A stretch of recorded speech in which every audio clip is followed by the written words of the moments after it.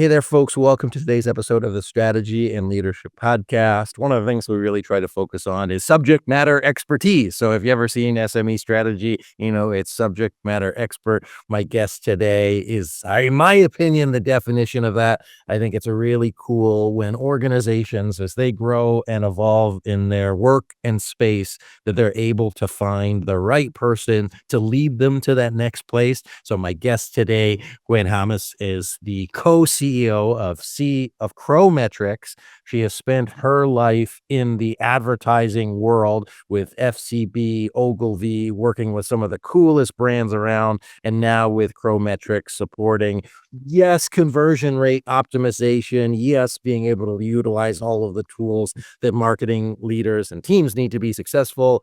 I'm just super excited to chat. So Gwen, thanks for joining us on the show today. Thanks for having me, Anthony.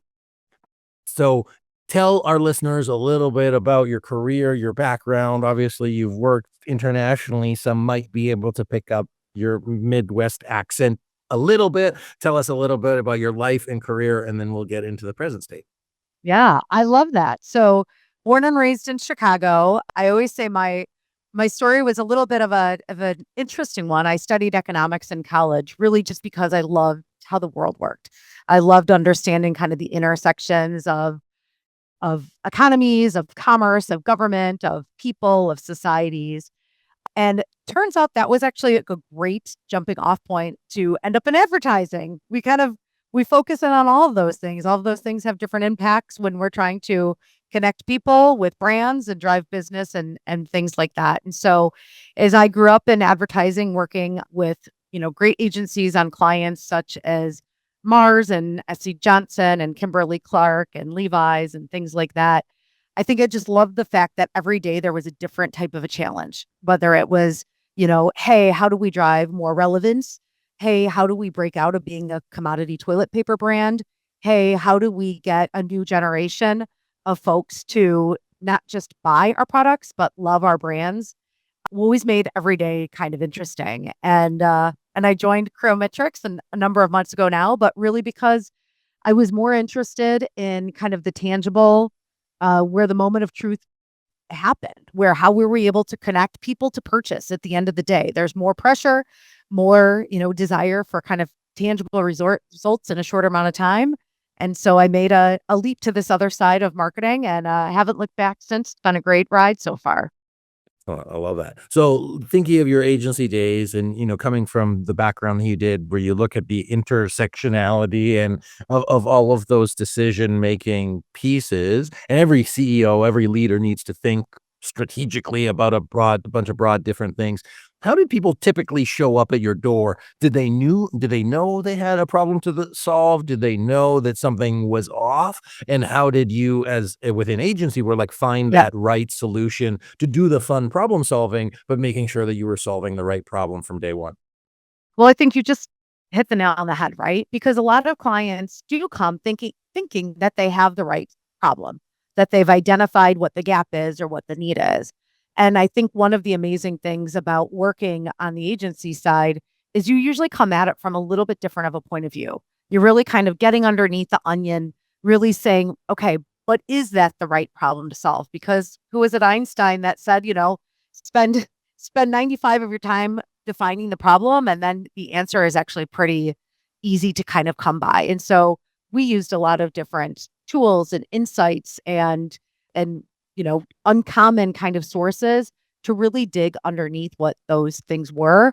And I think one of the most rewarding pieces was just being able to see, like, hey, in fact, that was able to make a difference, that was able to drive kind of an outcome. And so we do that a lot now at Cro Metrics, but ultimately it is helping to redefine them. Mm. Did you find any differences or similarities between you talked about some of those like very well-known brands and Yeah. sure, more local, more smaller kind of use cases or solutions or situations. Did you find that there was similarities or more differences between those larger companies and small companies? And I ask because our audience is Yeah. truly broad. Yeah. Well, I think there's a lot of it. One of the things that the big companies are trying to do now is almost act like a small company. And so it was interesting. For instance, I worked on Skittles for a number of years, and Skittles continues to be one of the most irreverent brands. And a lot of what they do is really focus on, a really specific type of kind of a psychographic profile, if you will, but that has a broader appeal. And I'm a big believer in like, yeah, you have to go really focused, you have to go really tight. And then how does that kind of go out? And so whether it was from a Skittles that we were able to do that. And when I was on the team, we overtook Twizzlers as the number one non-chocolate candy. So that was a huge feat in our book. But all the way to, my experience in Mexico when we were working with, some Coca-Cola, like really localized brands that were only in certain parts of the Mexican Republic. That how can we actually drive more preference and more purchase for those? Again, it's being really specific because there's an old adage where it's like, if you mean everything to everybody, you mean nothing to no one. And so I think that's been kind of one of those guiding lights of how do you find those really specific truths, those really specific insights that have stretch to them, but that are really connecting people on with the deep level. Mm. As going through that process, so if you think of like the 4 Ps and for everybody else, Yeah. product, price, place, promotion, in this case, you're not touching the product. Depending on where you sit in an organization, if you are in the marketing seat, you don't necessarily touch the product. There might have to be some adjustments to the product. Did you find it easier or challenging just focusing on that positioning, mind share, wallet share piece of it? Or did you find that in order for it to be truly successful, you had to kind of work with folks deeper in the organization?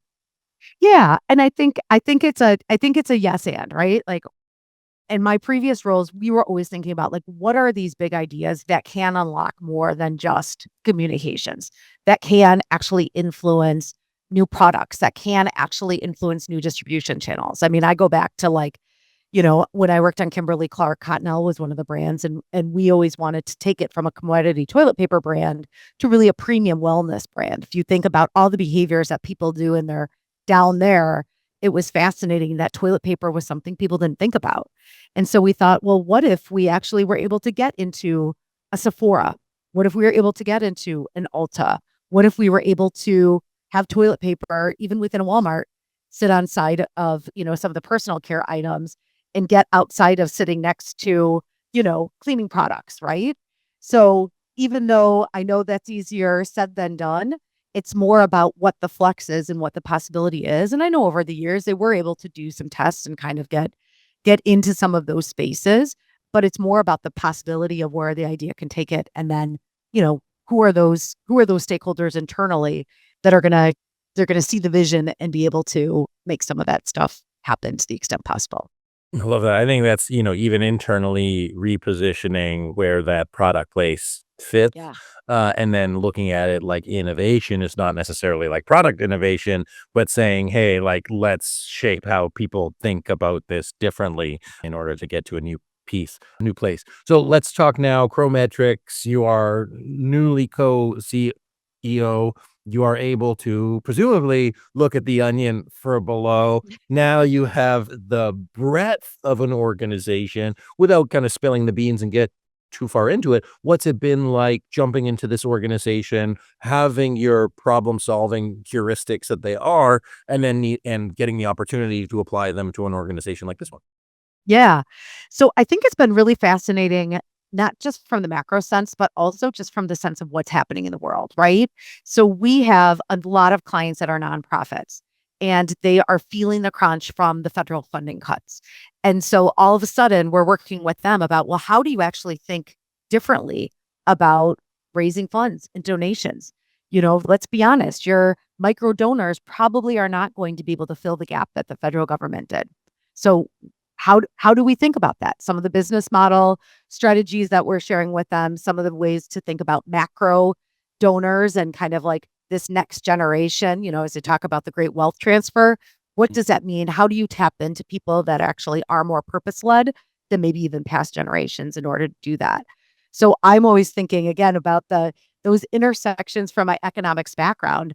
I'm thinking about what are some of those bigger trends? What is happening out in the world from a governmental standpoint, from an economic standpoint, and how do we think about those differently?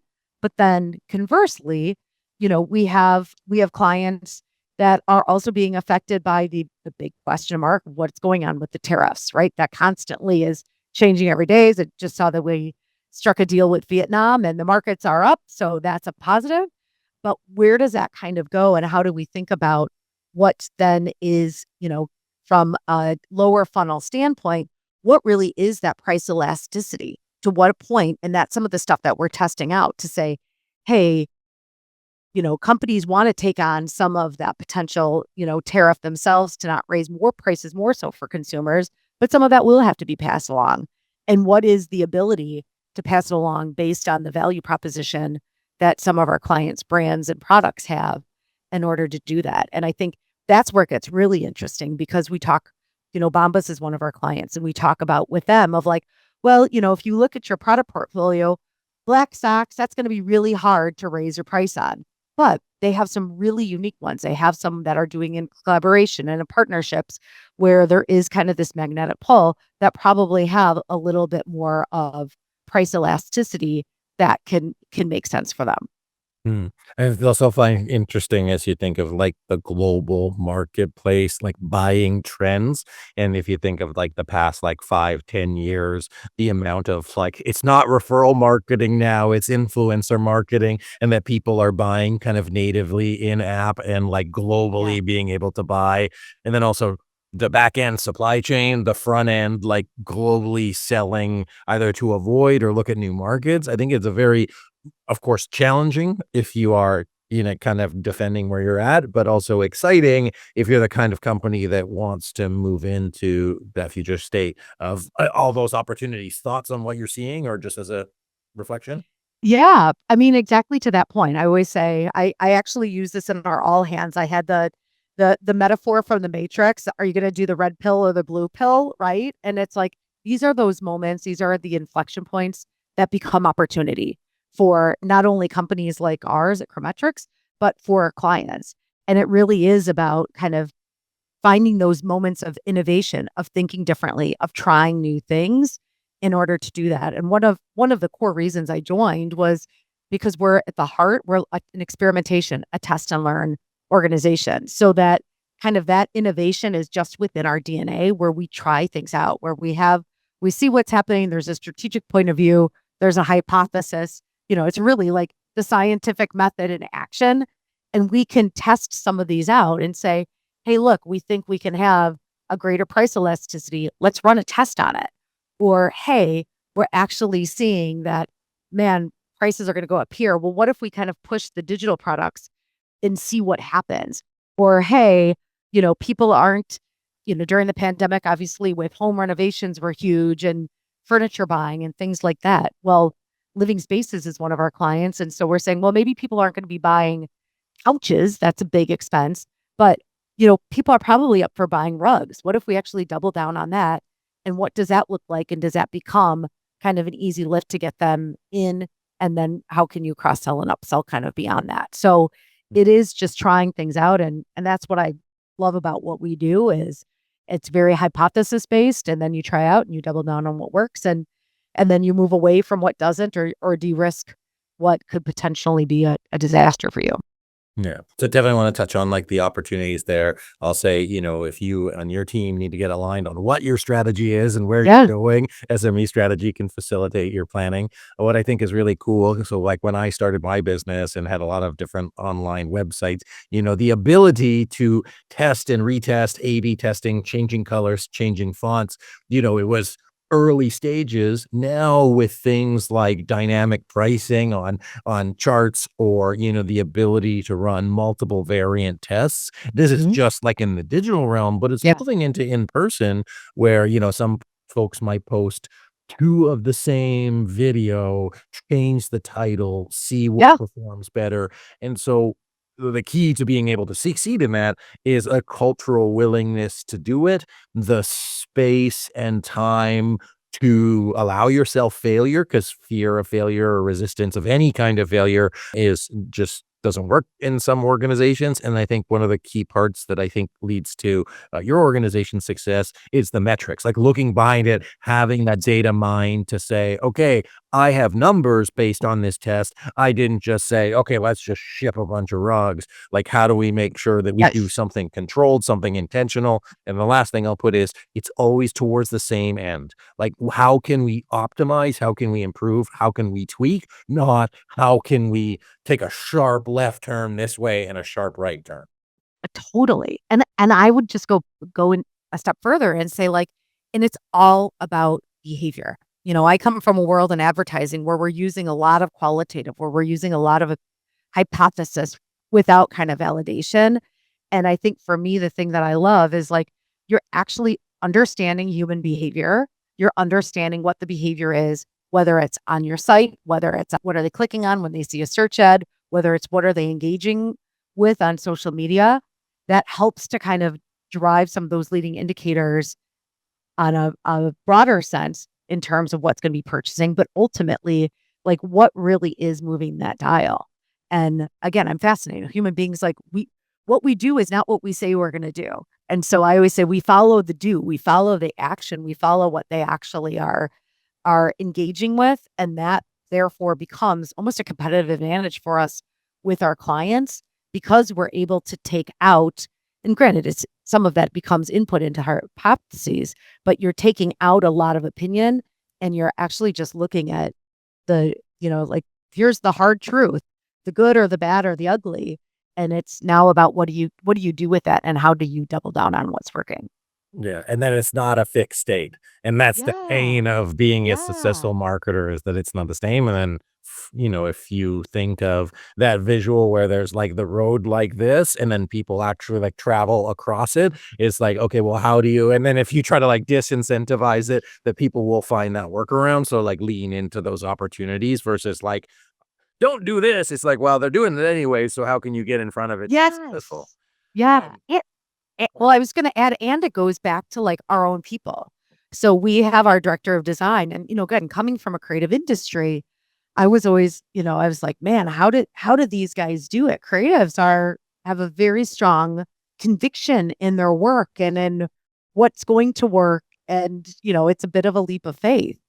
And it's been fascinating working with her name's Kate, our design director, because she not only fully embraces, but she has created the conditions in which it's like we have some hypothesis even from a creative and a design perspective, but we're going to try them out and we're going to see what works. And we're not going to be precious about it. We're going to let the data actually help to define where we're headed and how we're going to get there. I mean, I think that's great. It's the setting up the conditions for that to be successful, both for your clients and for yourselves, because Yeah. you're a business that needs to do things. And so, as you listen to the podcast, I encourage you to think about, are the conditions set up for your people Yes. to try, test, learn, grow? And the more fixed you are, the less things will be fixed. So we'll see how it goes. Gwen, last question as we think about the next year, 2 years, and your role as a leader, what are you either excited about or what scares the hell out of you moving into this new position that you say, hey, this is my learning curve as a leader, because it's hard to be a leader. Anything that you're really trying to take on of not necessarily mastery, but Yeah. embracing the uncertainty of. Yeah, I mean, I think there's a few things. So the first one is just I come from a world of these humongous advertising agencies where we had, quote unquote, all the resources in the world, a big budgets. We were able to, work with these large clients in a number of ways.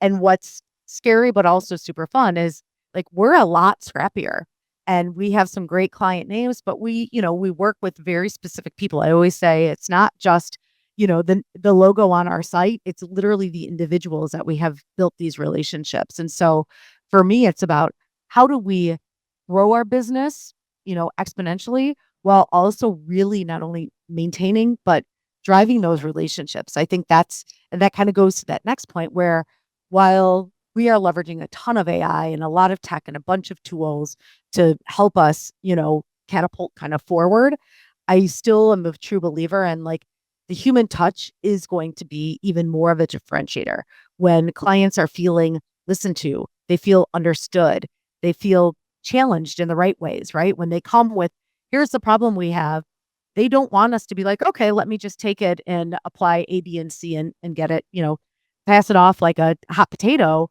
but really kind of interrogate it and understand it and using the tools and the tech and the AI to help us be smarter. But that the human imagination, I still truly believe, is going to be the biggest piece. So that's, again, it's the thing that excites me, but it also scares me because we don't know what that's going to look like.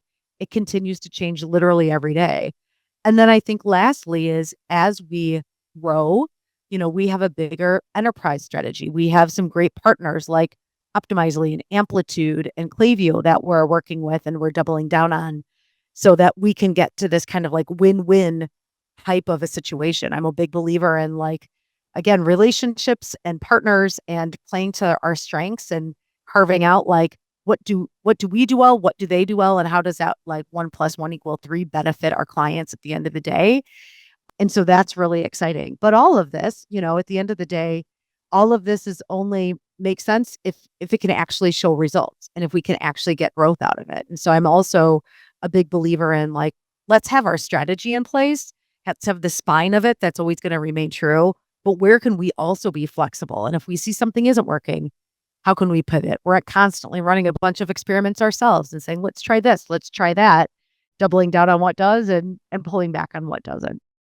Excellent. Well, yeah, it sounds like a very exciting time to be in the company. I think it's an exciting time to be in organizations. Exciting with air quotes of challenging in between there. Where can people connect with you? Where can they learn more about Cro Metrics? Yeah. So you can go to crometrics.com. You can also find me on LinkedIn, Gwen Hammes, Hammes. Would love to chat more and continue the conversation. Excellent. And I'll note that it's CRO, the letters, conversion rate optimization, not with a W like the bird. So, folks, Gwen, thank you for sharing. It was awesome to chat with you. And thank you for listening. This has been the Strategy and Leadership Podcast. Thank you, Gwen Hammes, my guest. My name's Anthony Taylor. If you like the show, be sure to subscribe, share it with your folks, and use it as a tool to elevate your ability to be a leader in this future. Once again, thanks for being here.